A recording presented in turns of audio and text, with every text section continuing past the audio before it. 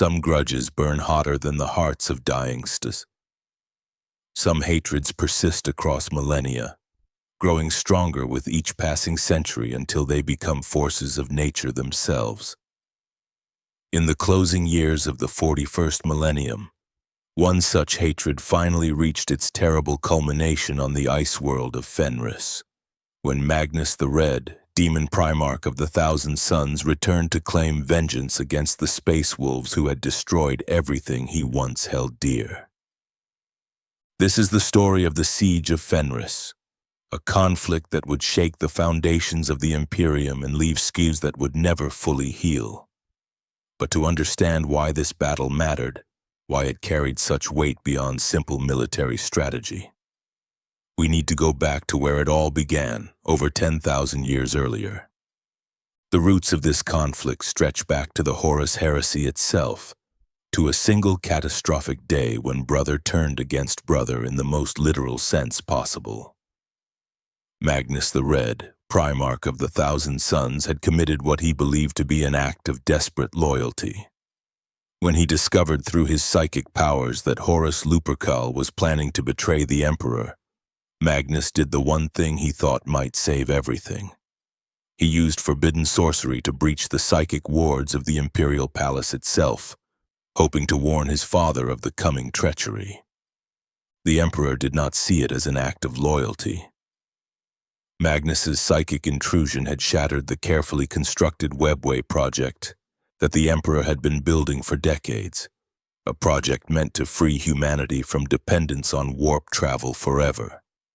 Worse still, the breach had allowed demons to pour into the Imperial Palace itself, forcing the Emperor to abandon his other works and personally hold the line against an endless tide of warp entities.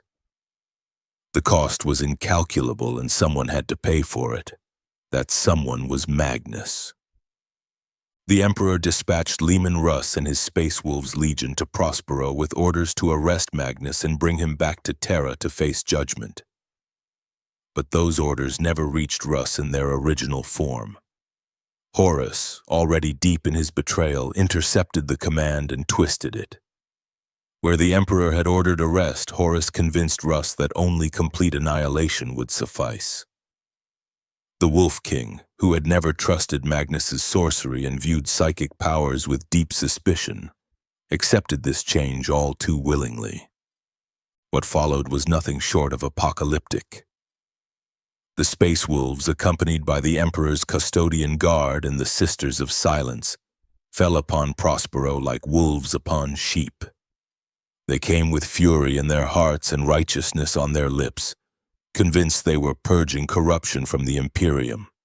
What they actually did was destroy one of humanity's greatest repositories of knowledge and learning, burn centuries of accumulated wisdom to ash, and break something in Magnus that would never be whole again. Magnus himself bore much of the blame for what happened. In his guilt and despair, he had refused to allow his sons to defend themselves properly. He threw up psychic barriers that prevented his legion from sensing the coming attack, convinced that they deserved whatever punishment came. When the orbital bombardment began, when magma bombs and directed energy weapons literally reshaped the surface of Prospero, when the seas boiled away and mountains were leveled, Magnus watched it happen from his pyramid and did nothing. Only when his sons began fighting and dying despite his attempts to keep them passive did Magnus finally act. In the final moments, as Leman Russ was about to deliver the killing blow, Magnus used a prepared ritual to transport himself and his surviving sons away from Prospero entirely, pulling them into the warp and away from the nightmare his homeworld had become. But by then the damage was done. Prospero was a smoking ruin. Thousands of suns lay dead. The great libraries and pyramids that had stood for generations were reduced to rubble and ash, and in Magnus's heart, a seed of hatred began to grow. Hatred for the Emperor who had sent the executioners, hatred for Leman Russ who had wielded the axe with such enthusiasm. Hatred for the entire system that had taken everything from him despite his best intentions.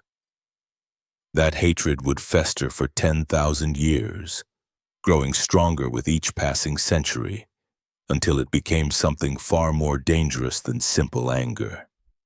It became purpose. Magnus did not spend those 10,000 years idle. As a Daemon Primarch bound to Tzeentch, the god of change and schemes, he had all the time in the world to plan his revenge, and plan he did with a complexity that would have impressed even his patron deity. This wasn't going to be a simple raid or a straightforward assault. Based on what we know of Magnus's actions, this suggests he wanted the Space Wolves to suffer as he had suffered, to watch their world burn as Prospero had burned, to feel the agony of loss multiplied 1,000 times over. The first phase of his plan had been set in motion centuries earlier, during what became known as the Battle of the Fang in the 32nd millennium. Magnus had lured the bulk of the Space Wolves away from Fenris with false targets and feints, then struck at their fortress monastery, with overwhelming force. The goal hadn't been simply to destroy the Fang, though that would have been satisfying. Magnus's true target was the work of wolf priest Thar Hraldir, who had been close to solving the genetic mysteries of the Canis helix that would have allowed the Space Wolves to finally create stable successor chapters. Magnus destroyed that work and killed Hraldir, ensuring the Space Wolves would remain forever limited in their numbers.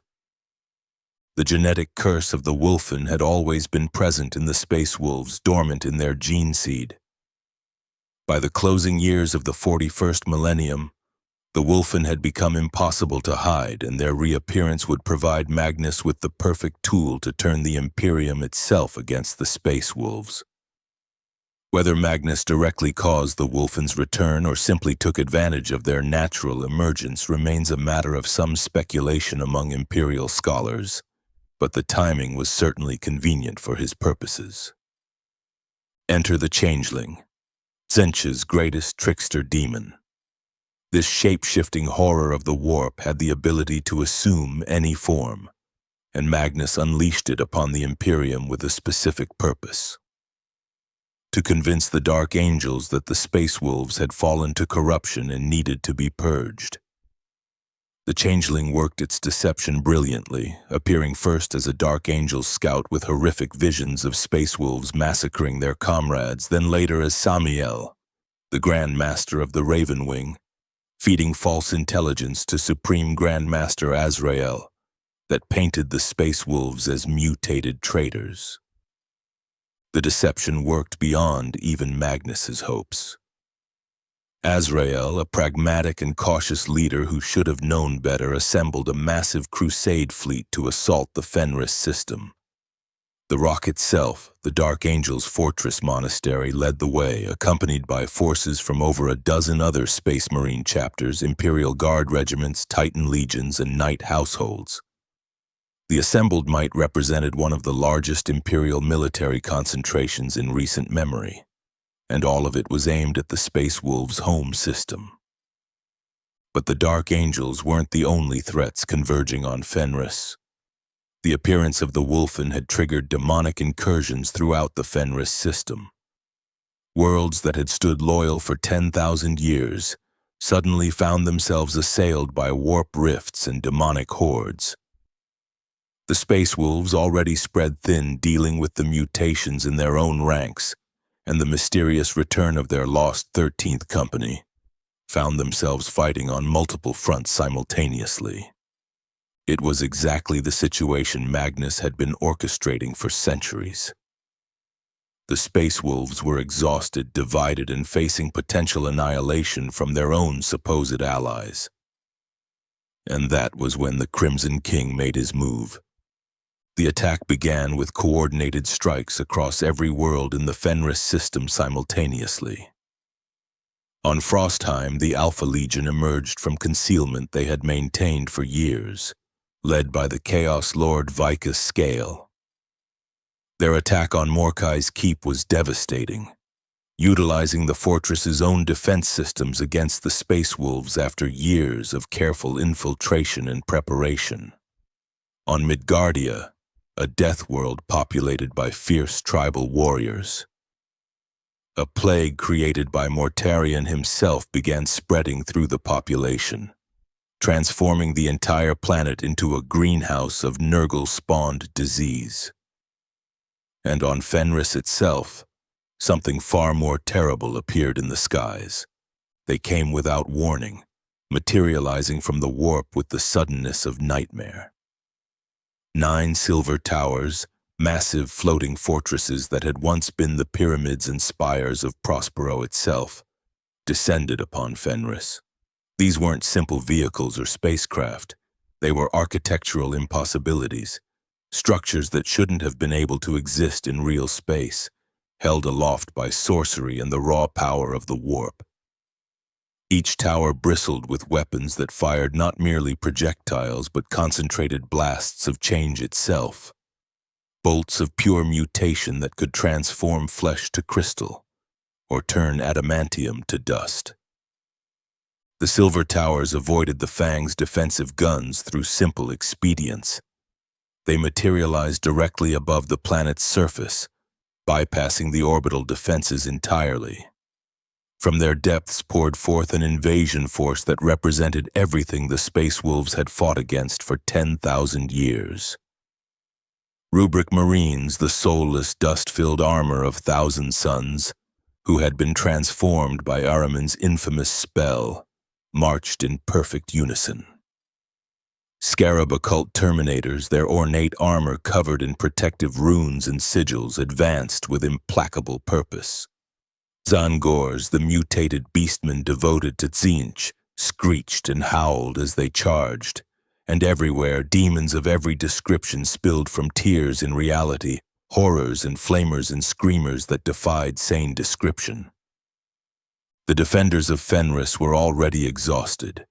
They had been fighting demonic incursions for weeks, facing down the dark angels who were preparing to bombard their home, and dealing with the trauma of watching their own brothers transform into wolfen before their eyes.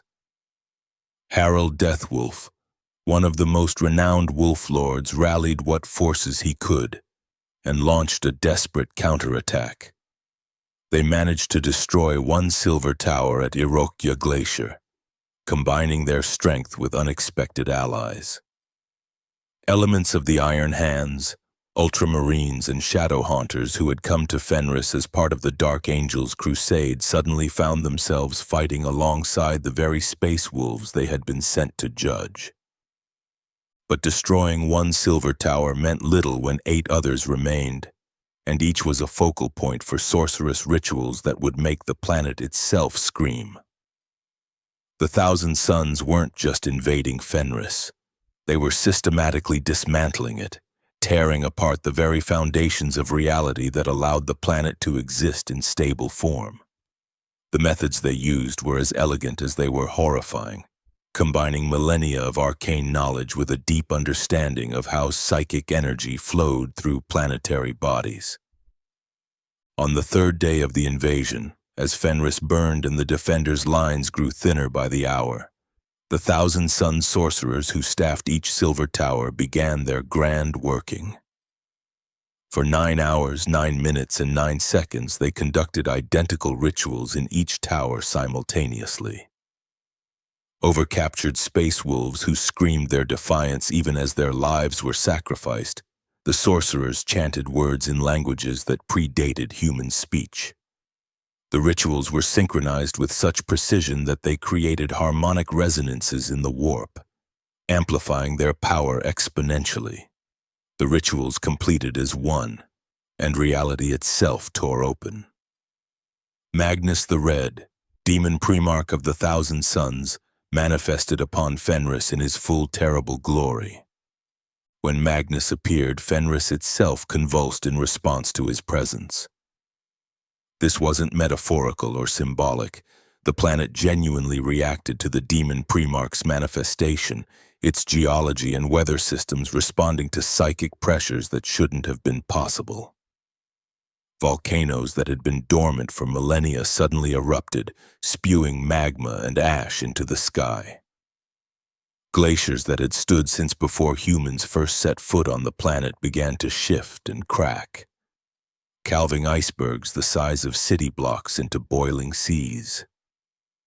The very ground split open in places, revealing chasms that leaked warp energy like infected wounds. The skies took on colors that shouldn't exist in nature, swirling patterns of purple and blue and sickly green that hurt to look upon directly. Magnus stood at the center of this chaos like a conductor before an orchestra, and Fenris danced to his tune. He was no longer the being who had walked on Prospero 10,000 years earlier. That Magnus had at least resembled his father's work, a giant certainly, but recognizably human in form if not in scale. This Magnus was something else entirely. He towered over even space marines in their armor, his copper-red skin covered in constantly shifting runes that burned with inner fire. His single eye, that infamous cyclopic gaze, blazed with power that could strip the sanity from mortal minds. Wings of pure warp energy unfurled from his back, not physical things but projections of power that cast shadows in dimensions beyond human perception. He was beautiful and terrible in equal measure, a living god wrapped in the flesh of a demigod. And he was not alone. With Magnus came Ahriman, his greatest sorcerer and once his bitter enemy, reconciled temporarily by their shared desire to see Fenris destroyed. The Changeling had brought them back together, convincing Ahriman that Magnus had forgiven him for the casting of the rubric that had transformed the Thousand Suns into dust-filled armor. United in purpose, if not in complete trust, they represented the greatest concentration of sorcerous might the Thousand Suns had fielded since the Horus Heresy itself. The Thousand Suns' strategy became horrifyingly clear as Magnus made his first moves. The Silver Towers weren't just invasion platforms. They were arcane demolition devices targeting specific locations across Fenris that served as nexus points in the planet's psychic architecture. Every world has points where the barriers between reality and the warp grow thin, places of power that can be either strengthened or exploited depending on one's intent. The ancient peoples of Fenris had built sacred sites at these locations, places where the spiritual and material worlds intersected. Over 10,000 years, these sites had become integrated into the Space Wolves' defensive architecture, woven into the very identity of the planet. The Thousand Suns systematically destroyed each nexus point, not with simple firepower but with rituals that tore at the very fabric of reality. They would surround a nexus with sorcerers chanting in unison, their voices creating patterns in the warp that resonated with destructive frequencies. Then they would sacrifice captured warriors, using their deaths to fuel a final burst of power that would shatter the nexus completely. With each one destroyed, Fenris became more unstable, more susceptible to warp influence. The mutations that had always lurked in the Space Wolves' gene seed began manifesting more violently. The demonic incursions grew stronger and more frequent. The planet itself seemed to be dying, transforming from a harsh but habitable death world into something that existed halfway between reality and nightmare. After several days of this systematic destruction, only one nexus point remained intact, the Fang itself, the fortress monastery of the Space Wolves carved from the bones of the planet's mightiest mountain. Magnus's assault on the Fang represented the culmination of 10,000 years of planning. His first move was characteristic of his style, teleportation attacks that bypassed the fortress's outer defenses entirely. The Fang's defenses had been designed to repel external assault, with walls kilometers thick and weapon emplacements that could destroy entire fleets. But Magnus simply ignored those defenses, using his mastery of teleportation sorcery to place his forces directly inside the fortress's lower levels. Pyromancers and demons led by the sorcerer Zarax Throtep manifested deep within the Fang's lower levels, appearing in chambers that had been sealed for centuries. They found themselves in the ancient halls where the space wolves kept their most sacred relics and their darkest secrets. These invaders came prepared for resistance, but what they faced exceeded even Magnus's detailed intelligence. They encountered Bran Redmaw and his great company, warriors who had been fighting a desperate holding action in the fortress's depths for days. More importantly, they faced the newly returned Wolfen, the lost warriors of the 13th Company who fought with a savagery that even demons found disturbing. The Wolfen were something unique in Imperial military forces. They were space marines who had succumbed completely to the genetic curse that lurked in all space wolves, transforming into beings that were more wolf than man. They fought with no regard for their own safety, tearing into enemies with claws that could rend ceramite and teeth that could pierce power armor. The demons of Tsiench, creatures of scheming and sorcery, found themselves facing opponents who operated on pure instinct and rage. It was a clash of diametrically opposed forces, calculated malice meeting primal fury. But the Wolfen weren't the only ancient warriors who awakened to defend the Fang that day. In the deep vaults where they had slept between battles, the Space Wolves' dreadnoughts stirred. These were warriors who had served for centuries, their broken bodies encased in walking tombs of ceramite and adamantium. The Iron Priests activated them all, even those who had not been awakened in living memory. Some of these dreadnoughts dated back to the Great Crusade itself, warriors who had fought beside Leman Russ in the flesh. They remembered the Thousand Sons as brothers, before the Burning of Prospero had transformed allies into eternal enemies. These ancient champions marched into battle with mechanical precision and a fury that had been building for centuries of sleep. They brought with them weapons from ages past, relics that had been maintained with religious devotion by generations of Iron Priests. Plasma cannons that burned with the heat of suns. Assault cannons that could shred tank armor. Power fists that had crushed the skulls of Xeno's horrors on 1,000 battlefields. And most importantly, they brought their memories, their tactical knowledge accumulated over centuries, their understanding of how the Thousand Sons fought. The battle in the Fang's depths raged for 3 days without pause. The corridors ran with blood, both red and the iridescent ichor of demons. The ancient stones of the fortress, which had stood for 10,000 years, cracked under the strain of sorcery and counter-sorcery. Entire sections collapsed, burying combatants on both sides under tons of rock. The Iron Priests worked frantically to shore up the damage, knowing that if the Fang fell, the last nexus point on Fenris would be destroyed and the planet would tear itself apart. While Fenris burned and the Fang fought for survival, Logan Grimnar found himself trapped in a different nightmare. On Midgardia, what had once been a harsh but habitable world had been transformed into something from the most fevered imaginings of plague victims. The disease that Mortarion had crafted specifically for this campaign wasn't just killing the population. It was changing them, transforming the dead into vectors for further corruption. The air itself had become toxic, thick with spores that could penetrate even power armor's environmental seals if given enough time. The ground oozed with corruption, every step squelching through matter that might once have been so but had been transformed into something organic and wrong. The water had turned to a thick, viscous fluid that moved with disturbing purpose. Even the light seemed diseased, filtering through clouds of flies so thick they blocked out the sun.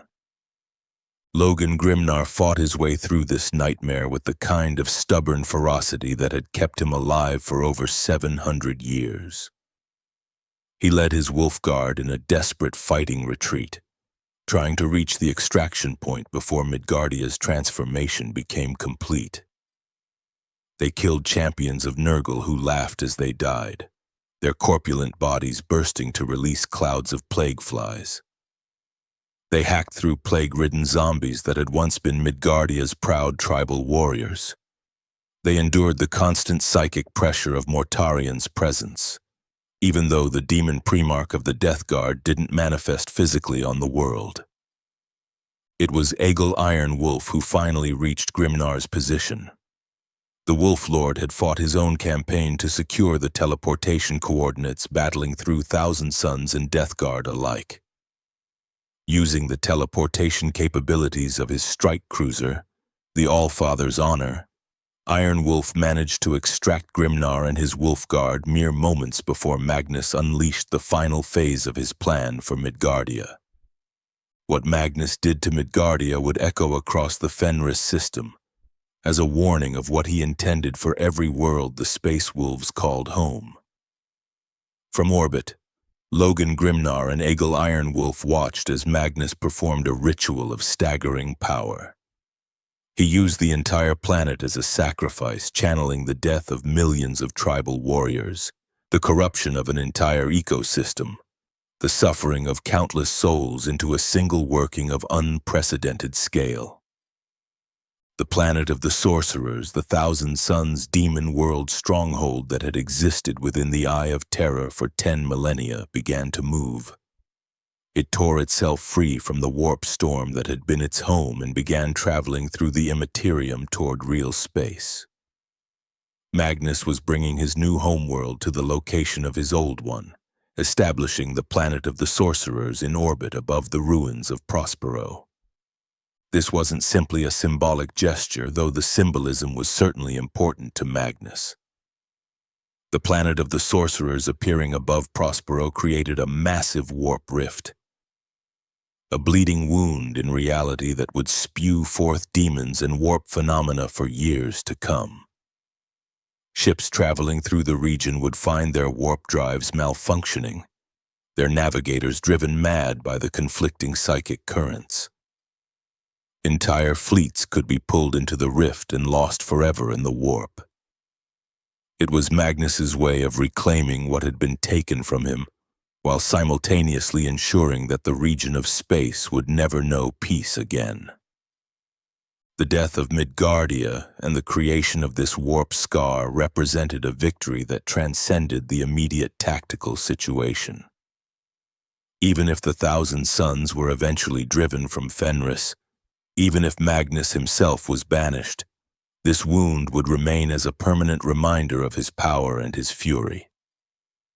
And Logan Grimnar, watching from orbit as an entire world died to fuel Magnus's ambition, understood with terrible clarity that this siege was about far more than simple revenge. Grimnar made a decision in that moment that would be controversial among his brothers. He requested aid from the Grey Knights, the demon-hunting space marines whose very existence was a closely guarded secret. He authorized the use of exterminatus on Midgardia, virus-bombing the planet to ensure that Mortarian's plague would not spread to other worlds. The decision cost him.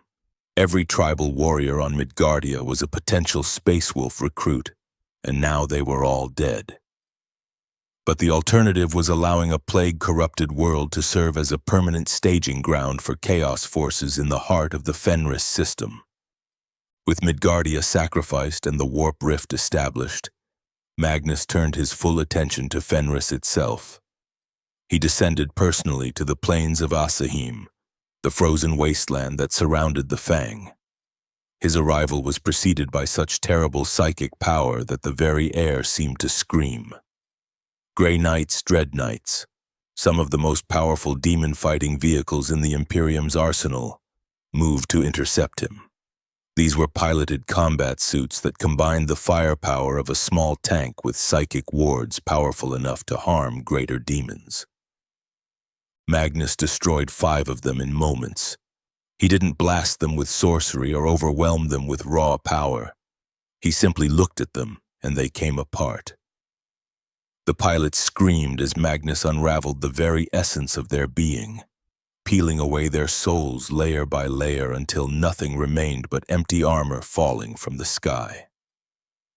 Grandmaster Valdar Auracon of the Grey Knights died attempting to banish the Daemon Primarch, his final spell dissipating harmlessly against Magnus's wards like water splashing against stone. The Space Wolves threw everything they had at Magnus. Orbital bombardment from the warships overhead rained down destruction that would have vaporized entire armies. The impact of those shells was measured in kilotons, each one capable of leveling city blocks. But Magnus stood unmoved in the center of the firestorm, laughing as the explosions burst against his shields like fireworks against a fortress wall. Njal Stormcaller, the most powerful rune priest of the chapter and perhaps the most potent psyker among all Space Wolves, led his brothers in a combined assault. They channeled the psychic might that the Space Wolves had inherited from their Primarch's bloodline, calling down lightning from the storm-racked skies and summoning spectral wolves made of pure psychic energy. Ice and thunder and raw warp power crashed against Magnus in waves that should have torn any mortal being apart. Magnus absorbed it all without apparent effort. He stood in the middle of Njal's storm and smiled, then reached up toward the orbiting ships. His telekinesis was strong enough to drag vessels weighing millions of tons through atmosphere, and he did so. Not with strain, but with casual ease. The Space Wolves and Grey Knights aboard those ships had mere moments to understand what was happening before Magnus pulled them from orbit. As the ships screamed toward the surface, trailing fire and debris, Magnus detonated their reactors. The explosions lit up the plains of Asahheim brighter than day. Nuclear fire washed across the battlefield, incinerating everything that wasn't protected by the strongest wards or the thickest armor. The shockwaves flattened what few structures still stood, and the electromagnetic pulse knocked out systems across half the continent. When the light finally faded and the radiation settled to merely lethal levels, Magnus stood at the center of a crater kilometers wide, completely unharmed. Around him, the survivors of the Space Wolves and Grey Knights struggled to their feet, their armor scorched and their spirits nearly broken. It should have been the end. Magnus stood victorious, his enemies scattered and dying. Fenris itself on the verge of tearing itself apart as the last nexus point weakened. The Daemon Primarch raised his arms to the tortured sky, preparing to shatter the Fang's nexus and complete his revenge. That was when Egil Iron Wolf made his final move. The death of Egil Iron Wolf has been recorded in multiple sources, but the true mechanism of his demise reveals both Magnus's cruel cunning and Iron Wolf's desperate courage. Iron Wolf had retrieved the Spear of Russ, one of the chapter's most sacred relics and a weapon that contained a fragment of Leman Russ's own power. He charged at Magnus across the devastated plains of Asahheim, knowing it was likely suicide but understanding that someone had to create an opening for Logan Grimnar. As Iron Wolf closed the distance, one of the Space Wolves' Lascanon emplacements fired at Magnus. The heavy laser beam, capable of punching through tank armor, streaked across the battlefield toward the Daemon Primarch. What happened next demonstrated why Magnus was considered one of the most dangerous psykers in the galaxy.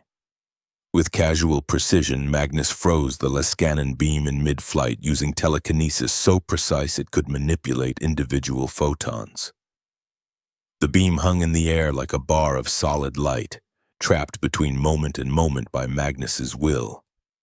Then, with deliberate cruelty, Magnus used his telekinetic powers to physically move Egil Iron Wolf directly into the path of the frozen beam. Iron Wolf struggled against the invisible force, his armor servos screaming in protest, but even a Space Marine's enhanced strength was nothing compared to a Daemon Primarch's psychic might. Magnus positioned Iron Wolf with careful precision, ensuring the Lascanon beam would strike him center mass. Only then did Magnus release his hold on the beam. The Lascanon blast, which had been building energy during the moments it was held frozen, struck Egil Iron Wolf with devastating force.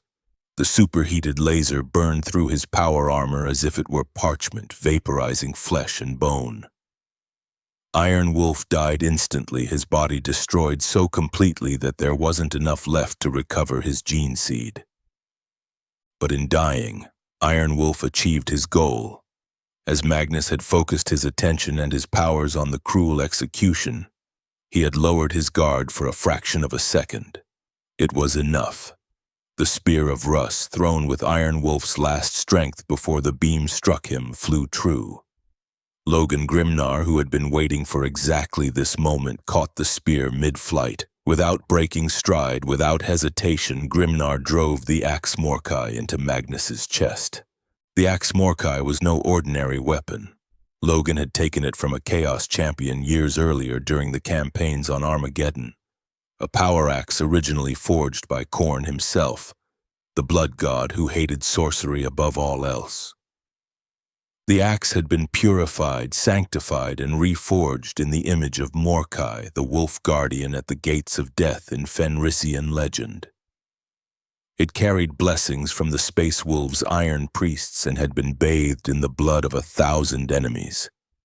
When it struck Magnus, it punched through wards that had been considered unbreakable, through shields that had turned aside orbital bombardment, through protections that Magnus had woven from the deaths of entire worlds.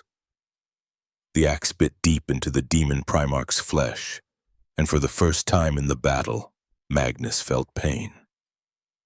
In the warp, Khorne himself laughed at the delicious irony of his weapon wounding Tzeentch's greatest champion. Magnus staggered, actually wounded for the first time in the entire siege. His concentration broke. The sorceries he had been maintaining faltered. The Silver Towers stopped their systematic destruction of Fenris's nexus points. For just a moment, the Daemon Primarch was vulnerable.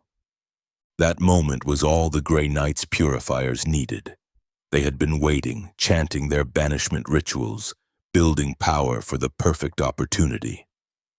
With Magnus weakened and his concentration broken, they unleashed their spell. Led by the surviving Grey Knights' leadership, they spoke the words of banishment that had been crafted specifically for Daemon Primarchs. The words echoed across multiple dimensions simultaneously, each syllable burning with the Emperor's light. Magnus felt reality rejecting him, felt the material universe itself trying to cast him back into the warp from which he had come. He fought against it, drawing on reserves of power that would have killed lesser beings to channel. For a moment it seemed he might resist, but the combination of the axe Morkai's wound and the Grey Knight's spell was too much even for him. With a final scream of rage that shattered what few intact windows remained in the Fang, Magnus the Red was banished. He vanished in a flash of crimson light, drawn back into the warp whether he willed it or not. With him went his sorcerers, his rubricae, his demons, all of them pulled into the immaterium by the force of the Grey Knight's spell. The Thousand Suns invasion collapsed in moments once their Primarch was gone, leaderless warriors falling to space wolves who had been on the verge of defeat mere moments before. Throughout the siege, the Dark Angels had faced their own terrible dilemma. They had come to Fenris prepared to pass judgment on the space wolves, convinced by the Changeling's deceptions that their cousins had fallen to mutation and needed to be purged. Azrael had assembled a crusade fleet of overwhelming force, including the rock itself and elements from over a dozen Space Marine chapters.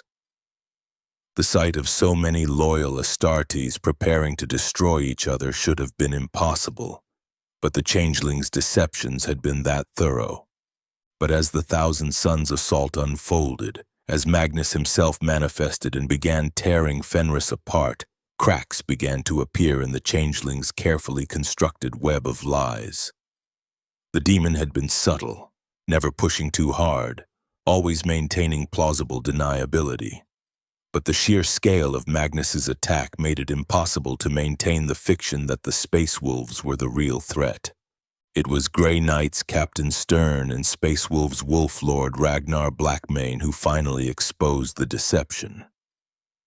Working together despite their chapter's complicated history, they tracked anomalies in the Dark Angel's communications and behavior patterns back to their source.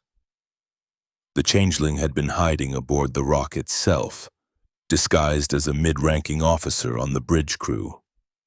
From that position, it had been able to subtly manipulate reports, alter intelligence assessments, and plant suggestions that reinforced the narrative it wanted the Dark Angels to believe.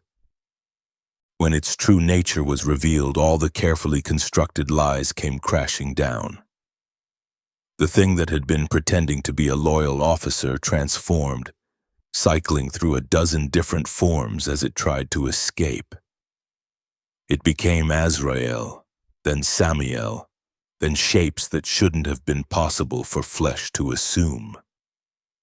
The fighting that erupted on the rock as the Changeling tried to flee was chaotic and desperate. The demons summoned warp horrors to cover its escape, manifesting nightmares in the heart of the Dark Angel's fortress monastery. Corridors that had been walked by 10,000 years of loyal warriors suddenly became alien landscapes.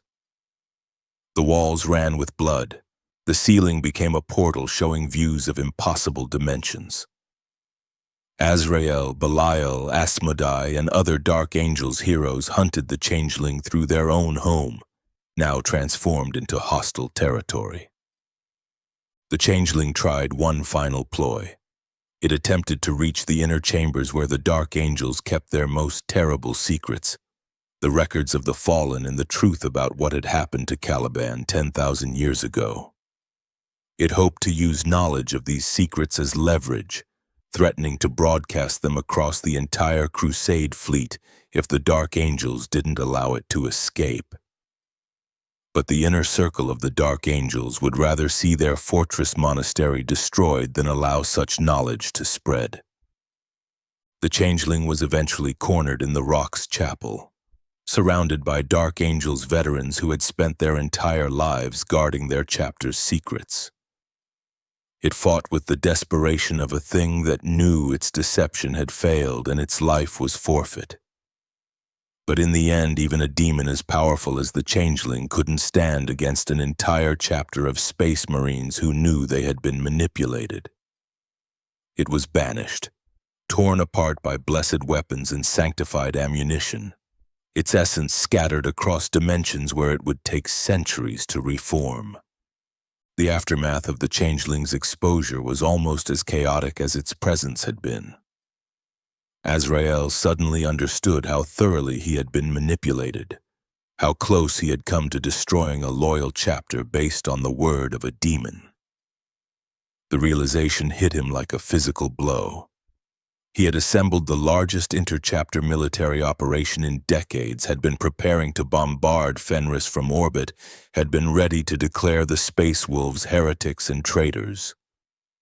All because a demon had whispered in his ear. With this understanding, the Dark Angels made their choice. They could continue their crusade against the Space Wolves, trying to salvage some justification for their actions. Or they could honor their oaths and stand with their brother chapter against the real enemy. Azrael ordered his forces to join the defense of Fenris, and the Dark Angels threw themselves into battle against the 1,000 Suns with the fury of warriors who knew they had been played for fools. The irony wasn't lost on anyone. The Space Wolves and Dark Angels, rivals since the days of the Great Crusade when Lehman Russ and Lionel Johnson had come to blows over battle tactics, now fought side by side against a common enemy. The very scenario Magnus had hoped to prevent, Imperial forces uniting against him, came to pass despite all his careful planning. The Changeling's deception had been perfect, but Magnus had underestimated how quickly the truth could unravel once the demon was exposed. When Magnus was finally banished and the last of the 1,000 Suns fled or were destroyed, Fenris stood battered but unbroken. The Fang still towered over the northern wastes, scarred but intact, Its walls bore the marks of sorcery and siege. Entire sections had collapsed, and fires still burned in chambers that had stood untouched for 10,000 years. But it stood. The Space Wolves had survived, their chapter preserved despite facing simultaneous attacks from Chaos forces and their own supposed allies. Logan Grimnar stood among the ruins of the plains of Asahheim.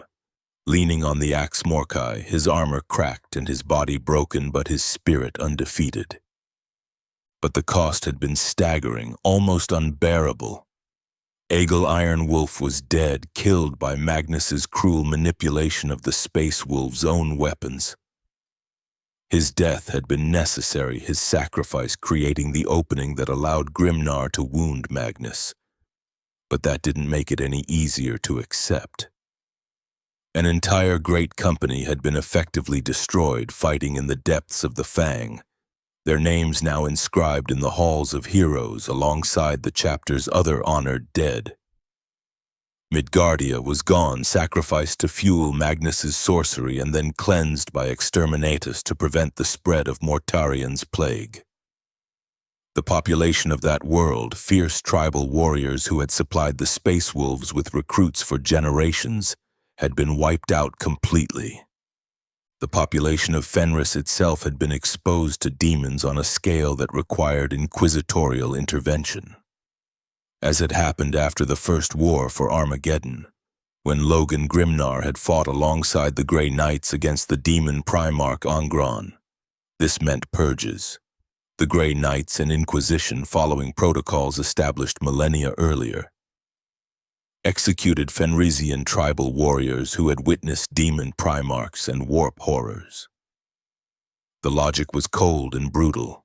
Any mortal who had seen such things was potentially corrupted, and the risk of demonic taint spreading through the population was too great to allow survivors to live. Logan Grimnar protested. He raged against the purges, argued that his people had fought bravely against demons and shouldn't be executed for the crime of surviving. But the Inquisition was adamant, and even the Great Wolf's authority couldn't override their mandates. It was a bitter pill, saving your people only to watch them be killed by your own allies. The Space Wolves would remember this betrayal, would carry the grudge against the Inquisition for generations to come. The planet itself bore scars that would never fully heal. The nexus points that Magnus had shattered remained broken, weak spots in reality where the warp pressed closer to the material universe than it should. Strange phenomena plagued certain regions of Fenris for years afterward. Compasses spun without direction near the destroyed nexus points. The northern lights took on colors that didn't exist in natural spectrums, sometimes forming shapes that seemed almost deliberate. And sometimes on quiet nights you could hear whispers in the wind that spoke in languages no human had ever known. Voices from dimensions beyond counting that leaked through the cracks Magnus had made in reality. Worse still, Magnus had accomplished his true goal. The planet of the sorcerers now hung in orbit above the ruins of Prospero, a demon world manifest in real space. It spewed forth warp energy that created a massive rift in the fabric of reality, a bleeding wound that connected the material universe to the realm of Tzeentch himself. This wasn't a temporary phenomenon that would fade once Magnus was banished. It was a permanent scar, a feature of the galaxy's geography that would persist for centuries or millennia to come. Ships traveling through the region reported navigation difficulties that made warp travel in the area nearly impossible. Their navigators reported seeing impossible things in the warp, visions of towers that stretched across dimensions and libraries that contained every possible version of history. Psychers felt their powers surge and fluctuate unpredictably, and occasionally, entire vessels simply vanished, pulled into the warp by currents too strong to resist. The Prospero system, once home to one of humanity's greatest centers of learning, had become a permanent wound in reality that no amount of imperial firepower could close.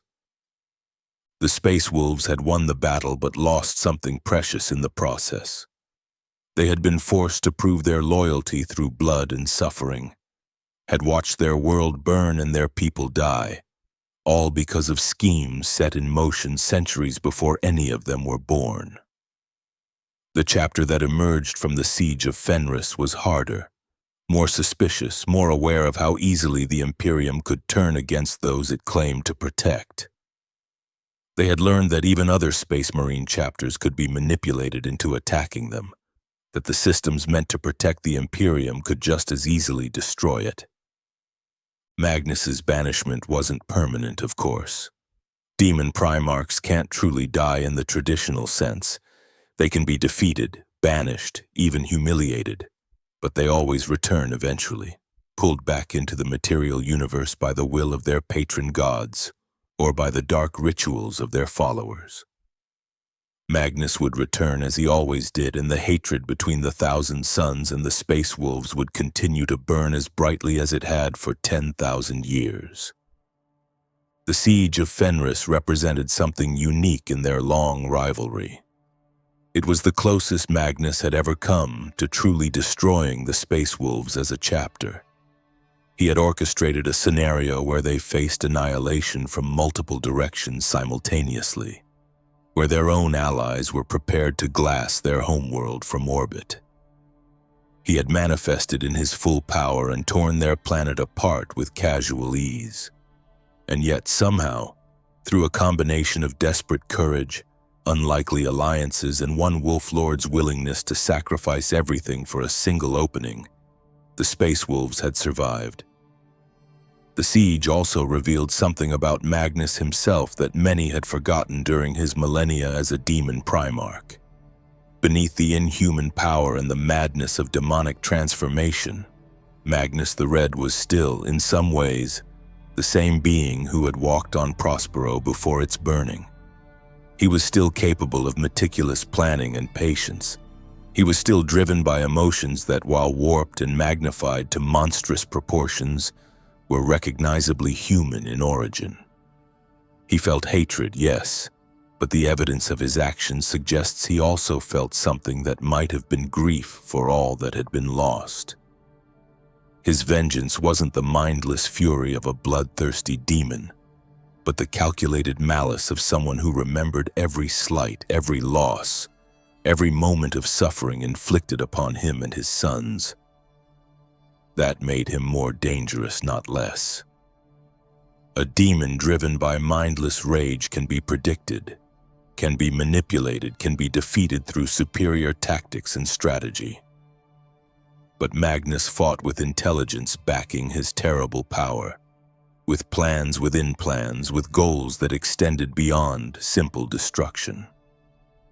The Siege of Fenris wasn't just about killing Space Wolves. Based on the pattern of his attacks, this could imply he wanted them to suffer, to watch their world die the way he had watched Prospero burn, to prove that he could reach out from the warp and touch even the most fortified bastions of the Imperium whenever he chose. In the grim darkness of the far future, there is no forgiveness. There are no reconciliations, no moments where ancient enemies realize their conflict was foolish and make peace. There is only war, endless and eternal, and the grudges that fuel it never fade. The hatred between Magnus the Red and the Space Wolves will persist until one or both are finally destroyed beyond any possibility of return, and even then the memories will linger. The stories will be told and retold, the names will be remembered, and new warriors will pick up the same banner and continue the same fight. The Siege of Fenris stands as a testament to that truth. It was a battle where legends clashed, where Daemon Primarchs and chapter masters fought with all the fury of gods made flesh. It was a conflict that shook the foundations of an entire star system and left scars that will never fully heal. And it was proof that in the 41st millennium, some hatreds burn so hot that not even 10,000 years can cool them. If you enjoyed this deep dive into one of the most significant battles in recent Imperial history, please like and subscribe. There's so much more Warhammer 40k lore to explore, and your support helps me continue bringing you these comprehensive stories from the grim darkness of the far future. Thanks for watching, and remember, in the darkness of the void, the old grudges burn brightest of all.